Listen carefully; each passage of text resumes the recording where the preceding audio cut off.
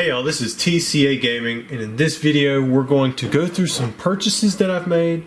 We're going to touch on a raw submission, and at the very end we're going to open up this booster pack. It's the very first edition base set, and I believe it has a chance of being heavy. Not sure on that, but I thought, you know, it'd be worth to give it a shot and see if it was. It was one of those packs that I bought from that recent huge collection, and it weighed almost 21 grams, so I mean it could go either way. It's base set's one of those sets where honestly, unless you have like 21.5 grams, and even then it's still not guaranteed, you really don't know. But I'm going to show you guys some other stuff first, and then we'll work ourselves up to opening that booster pack. So first I have a note from Quentin. Hey Rusty, thanks for helping me submit my cards to PSA. I collected Pokemon as a kid back in 1999 before growing out of it around middle school. I started collecting again in 2016 and have finally started investing in it as well. It's really awesome to be able to invest in something that I'm passionate about and have so much nostalgia for. As for my submission, I think they're mostly 8s and 9s, but I'm hoping for at least 110. I hope you and your family are doing well, and thanks again for everything you do for the Pokemon community. Quentin.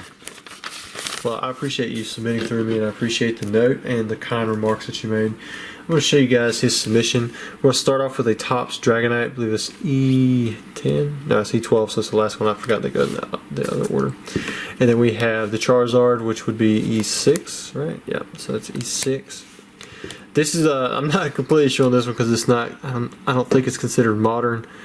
1952, but we'll see what we can do to get that one submitted as well. Then he's got a lot of non-holo base first edition cards, so cards that we're going to see in this pack here. So we're going to start off with some energy, and I looked at them. The condition, most of these cards are pretty good. You got some Shadowless here. There's some first edition. So I think you're going to get a few that have a 10. Like the condition on these is pretty good, and usually PSA isn't as harsh on first edition or non-holographic cards, and you can see some of these are just regular unlimited, but he's got a lot of cool cards here. Some of these may even be borderline like Gray Stamp. Electabuzz at Arcanine are probably pretty expensive if it comes back at 10. Same thing with Pidgeotto. Got Vulpix in there, Kadabra, that's a tough one to find. Ghastly, Charmander's always a favorite. There we go, they got the Squirtle. Remember we pulled one of these in the last pack we opened up. If it gets a 10, it's like a $2,000 card. He's got 3 of them. He's got the Charmander and the Bulbasaur and Ivysaur, so he's got some really good big hitters there if they do come back as a 10. Which, if that's the case, we might have some upcharges, but that would be a really good thing, right? So thank you very much, Quentin, for that. I appreciate it. I'm going to show you guys some purchases now. So TCA Gaming, thank you for your Poke business. Hope to build a relationship. Leo. And I bought the Charizard holographic and non-holographic Battle Academy cards. Just getting a few of those for PSA submissions, and this will come in a little bit later. Also, I want to do a shout out to Caleb. So Caleb, if you're listening, your dad Spencer, he reached out to me. We chatted a little bit about Pokemon, and then he mentioned you, and he wanted me to say hey to you. So I hope you're doing pretty cool or pretty well for yourself over there, and maybe we'll meet one day. Next up, we have this Charizard. So your eyes are not, deceiving you. This is indeed like a misprinted Charizard card. It's like it's missing the part of the. I guess I'm not even sure what color it's missing. The green, maybe. Well, it's not green that you have. It's cyan, magenta. It's a 4-color process, or it used to be. I'm not even sure. It might be an 8-color process with these newer cards now. But you can see like the black is like gray almost, but you can see it in these areas here. So I'm sure I could look under with a magnifying glass and figure it out. But it's actually been PSA graded. This thing was listed really high on eBay, and I just made an offer. Thought it couldn't hurt, and the guy accepted my offer. So I was happy to pick up that. Next up, we have some LOB cards, and it says, here's some extra cards we thought you would like. Thank you. Let's see what we got here. So the extra ones are Dimension Mirage and Gaga Bolt. I remember the Go Giga Gaga, or I don't even remember what it was, but this is actually an ultimate rare. It's limited edition, so it'll probably come out in some kind of box or something like that. With Yu-Gi-Oh, you've got regular rare, which is just like silver in the letters, and you got super rare, which is hollow here. Then you've got ultra rare, which is gold letters, hollow. Then you got secret rare, which is like this one. It's silver letters up here, and these has like kind of texture. And then I don't know a whole lot about the rarities past that, but there's a ton of them. This is called ultimate rare, and ultimate rare is when it's holographic, up here on this. It's almost got like a texture to it. I don't even know if this is ultimate rare. I can't remember if ultimate rares have the border holographic as well, so this may be something else. But there's ghost rares where it's like almost kind of like the rainbow rare, I guess, of Pokemon, or the rainbow rare of Yu-Gi-Oh, but it's even less, or it's even more hard to see. But anyways, I bought from this guy 3 Legend of Blue Eyes packs. You guys have seen I picked these up, and several of you have reached out and sold me some of your packs. I'm just kind of setting them back. I might open up some more here and there. I enjoy the set. I think it's relatively cheap for the amount of enjoyment you can get from it. Next up, I have something really cool. It's a Machamp, and you can see it's both square cut and miscut. I don't know if this card is the correct size or not. Maybe I'll pull out a card and see if it is. Usually that's the easiest way to tell if it's been if it was a factory cut and it come out of a booster pack like that, But then again, with Machamps, there aren't many Machamp sheets just roaming around out there, and this one's been miscut, shifted up. I would think if you're going to miscut it, you're going to miscut it, a whole lot more cool than that. But I used to have a square cut Machamp many years ago. I think I sold it in 2011. I sold it it was a freebie for a complete base set in mint condition. Sold it for $125. Not the Machamp, the whole thing, and then the Machamp was a freebie. But now I was able to buy this one back. It's not in that great of condition, but it is square cut. It's not centered well, so it's no way to grade well. But I think it's pretty cool, and who knows, maybe I'll send it off to Beckett. Looks like he also threw some freebies. We got Zubat from Delta Species. You got the Dratini Delta Species, also from Delta Species. Magnemite, Makuhita, Staryu. You got Drowsy, Magneton, Golbat, and Skarmory. Kind of looks like like a pack of Delta Species non-holographic cards. Maybe swap out the rare for one of the uncommons, because I think they only had 2 uncommons in those booster packs. Then he also threw in a free Shining Legends Manaphy. If you guys remember this set, it was basically legendary Pokemon, and the only way you can get a non-holographic rare is if you got a misprint pack, and otherwise it was just holographic rare cards.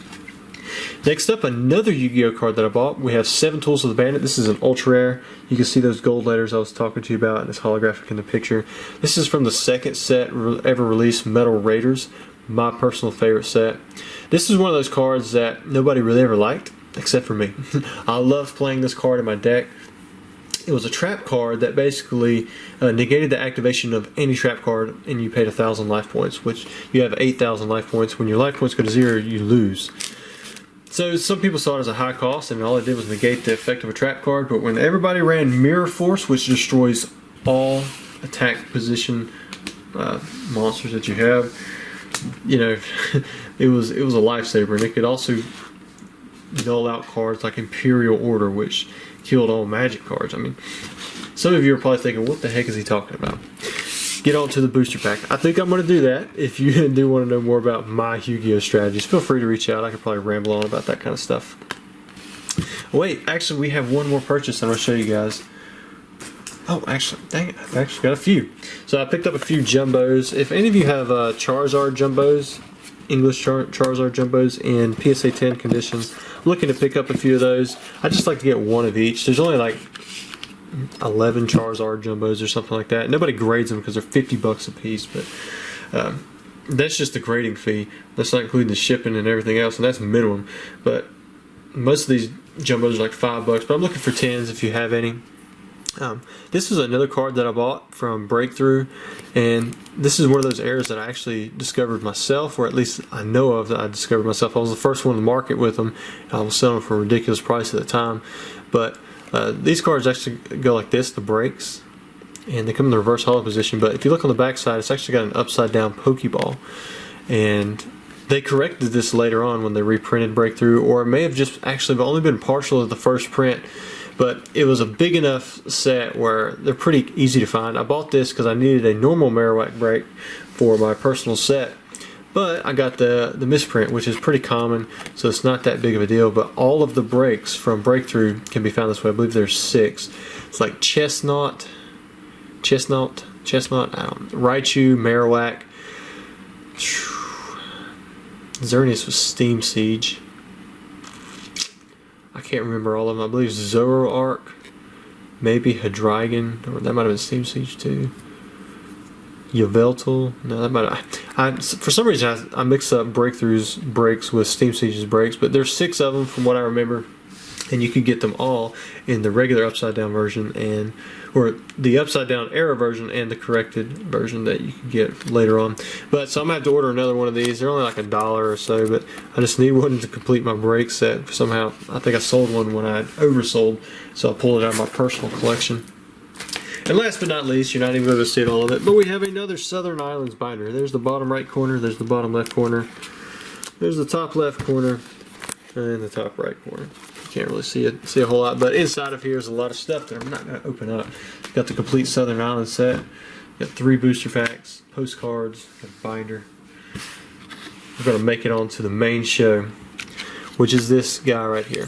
Now, if it doesn't have a holo, that's okay. I understand the risk. Whenever you do something like this, don't have your heart set on it. They'll be banking on it. Like, if you gotta have a holo or you're gonna lose money, you probably shouldn't be opening it, or you probably shouldn't have bought it. A lot of times these heavy packs are really hard to discern.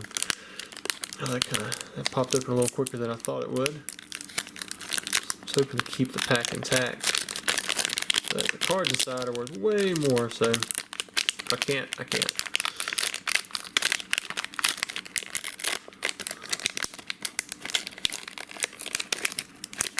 There we go. Okay, what I'm going to do, I've actually got some sleeves. Sleeve these suckers up, and then we'll go through them. Should be the 4th card off of the back. If I can keep them in order without looking at them. So if it's a holo, it should be that one, which that card doesn't look any different than the other one, so probably not. Probably just a rare and just blew some money, but that's okay. Maybe we'll pull some Red Cheeks Pikachu or something like that. You guys have seen the prices on those things, haven't you? Man, they have just skyrocketed. I like these sleeves. I picked up some different types of sleeves, and they're a little bit smaller, but they're not perfect fit. They don't go all the way to the top. So like, they're much easier to put in binders, in my opinion, because I like using the 9 pocket 3 ring binder pages. That's because I like adding pages to my binders. I like the idea of a complete binder, however, that's almost never a reality. Alright, so 1, 2, 3, 4. Man, that took forever. Okay, looky there, we've got us a Diglett. Very first card. Centering it a little off, but from what I could tell, the condition on most of these was really nice. We have Staryu. Got a fighting energy. Usually get 2 of those per pack. Ooh, Caterpie. Now this is a tough 10. I don't know if the price reflects it. I haven't looked at it in a while, but it used to be really tough to get that in a 10. Got Switch, Vulpix, another fire energy. Okay, so we didn't get any of the starters or Pikachu in the commons. Let's see if we can hit something hard on the uncommons. We've got Dugong, Defender, ooh, and Kakuna. So that pack was not very good so far. But maybe we'll pull us a holo. Oh, it's just a computer search. So we didn't do too well. I thought for sure, this one had a good shot at being heavy because of the weight that I saw on it. But that's what happens. Remember the last pack that I opened up that was almost 21 grams. I believe it had Dragonair, and then the one before that had a holographic Magneton. So we'll go over the pack real quick. If all of these get PSA 10s, which they won't, you might make your money back on a pack like this, but most likely we're going to get a mixture of 9s and 10s. The back condition looked pretty good on most of them.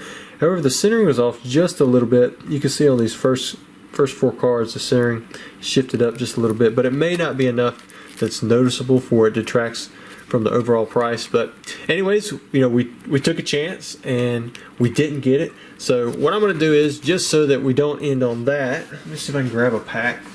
I've got a few underweight packs over here. There we go. Got a fossil first edition jungle, and whatever that is. So we'll go with the fossil first. I think we opened up one of the fossils last time and we pulled a holo, so probably not this time on this one, but you know, we'll try anyways. So we'll put that right there. If we get us a holo, we'll stop. Or actually, we'll just open up all these packs. Might as well keep going. Got Ekans, Geodude, Ammonite, Gambler, Grimer, Shelter, Tentacool, Golem, there's a good one, Mr. Fuji, and Cloyster. And then for the rare, oh man. Okay, so we did get us a holo, and we got a good one too. Look at this, Articuno. Wow, centered well.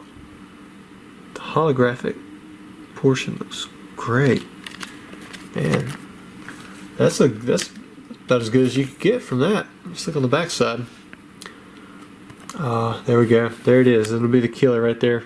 Got the little white dot right there, but thank you. And we were able to get us a holographic card, but let's keep going. So we got us a first edition jungle pack. See if we can get us anything out of here.